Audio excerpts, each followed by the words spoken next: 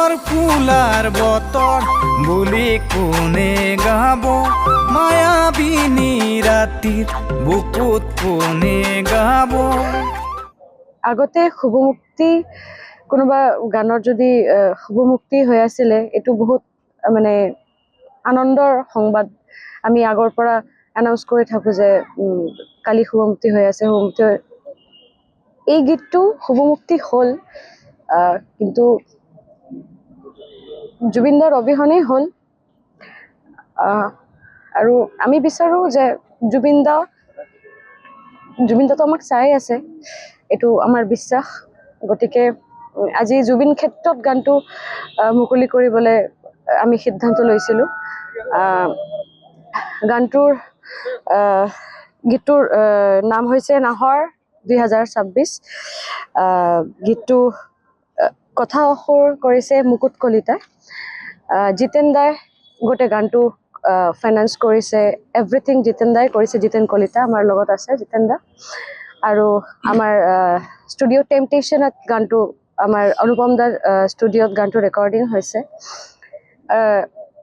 মই যেতিয়া গানটোৰ লিৰিক্সটো শুনিছোঁ তেতিয়াই ডিচাইড কৰিছোঁ যে মানে ক'বলগীয়া একো নাই, গানটো গাম বুলি। আৰু গানটোৰ লিৰিক্সটো মানে এতিয়া মই গাব নোৱাৰোঁ, কিন্তু কথাখিনি ক'ব পাৰোঁ। গানটোৰ লিৰিক্সটো হ'ল, ঐ নাহৰ ফুলাৰ বতৰ বুলি কোনে গাব, মায়াবিনী ৰাতিৰ বুকুত বুলি কোনে গাব, কোনে গাব এইবেলি বহাগৰে গান, তুমি নাথাকিলে জানা এই ফাগুন ভাগৰুৱা, বহাগ যে হ'ব আধৰুৱা।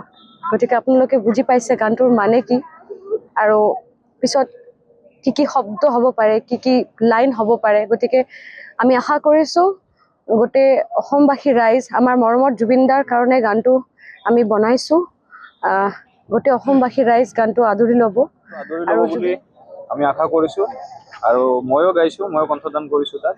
আৰু বাইদেউ খুব সুন্দৰকৈ গাইছে, আপোনালোকে সকলোৱে শুনি ভাল পাব। গতিকে আহি থকা বিহুটোত আমি সকলোৱে উদযাপন কৰিব লাগিব, যিহেতু জুবিনদা অবিহনে। গতিকে এই গানটোত জুবিনদাক আমি বিচাৰি পাম। গানটো ক'ত চাব পাৰিব? গানটো মোৰ YouTube channel Jiten Kalita official বুলি আছে, আৰু বাইদেউৰ পেজত আহিব, আৰু ফেচবুক পেজত অফিচিয়েলি তেখেতৰ তাতে পাব।